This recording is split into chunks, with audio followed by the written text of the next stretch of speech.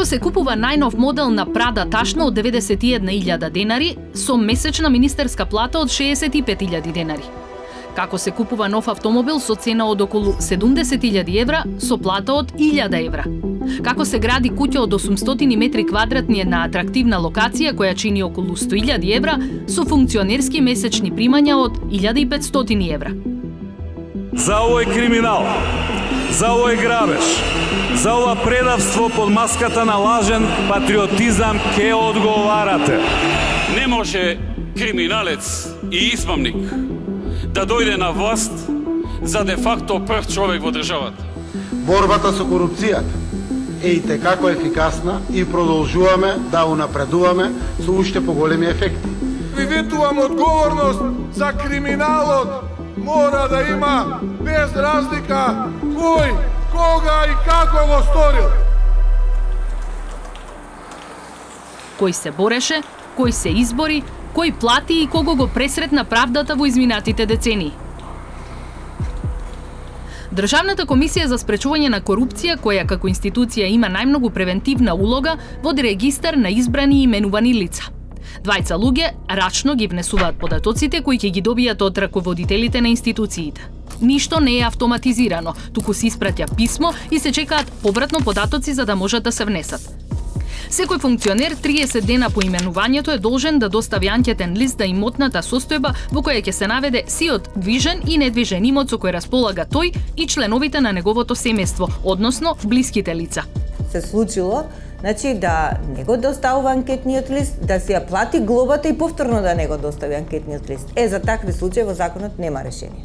А глобата е символична, од 300 до 500 евра.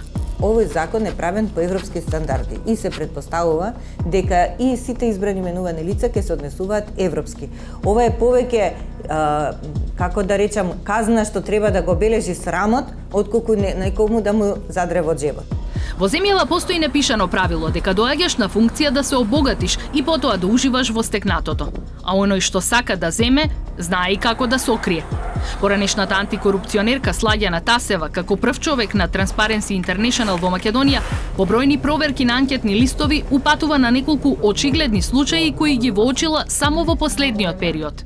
Еве имаш јавен правобранител од Гевгелија кој не пријавил дека брачниот другар има компанија, или јавен обвинител од Струмица кој што заборавил да пријави дека неговиот брачен другар има компанија. И тоа се работи кои што антикорупцијска ќе мора да ги проверува кога ќе има пристап до базите на податоци.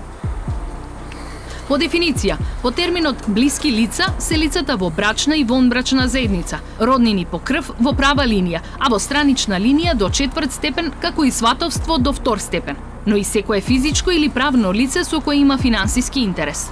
Сега тука е прашањето, како ќе докажеме ние дека одредено избрано именувано лице има финансиски интерес со филјан човек, тука се кријат работите.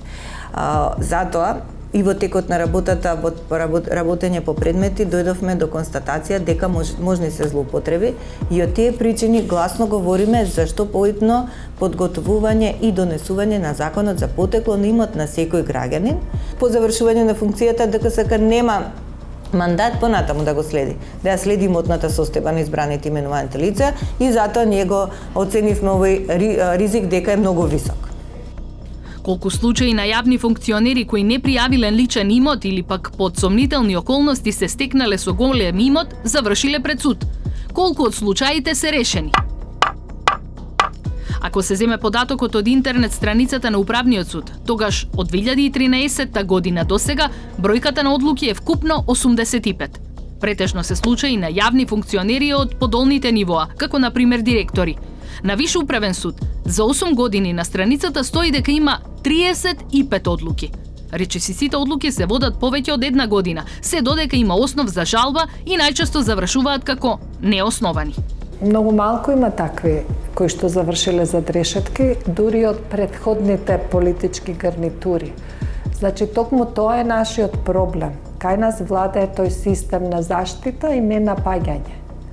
Дури и кога ќе се смени власта, она што се случувало во претходната власт го нема во правосудството, го нема во судските постапки, А многу малку се случува да се водат истраги и постапки за оние кои што сега моментално се на власт. Корупцијата била и ќе остане рак рана на нашето општество се додека самите граѓани не се спротивстават. Лошото здравство, лошото судство, лошото образование, лошата економија се резултат на со години гаена корупција. Оваа влада донесе нова функција во првите редови за спречување на корупција. Борбата со ова зло ја најавуваат како еден од врвните приоритети. Најавија дури и предлог на Законот за именување и дополнување на Законот за спречување на корупцијата и судирот на интереси, за кој се изјавува дека се брза да се донесе. Но предвидената законска рамка е до крајот на годината или уште цели 6 месеци.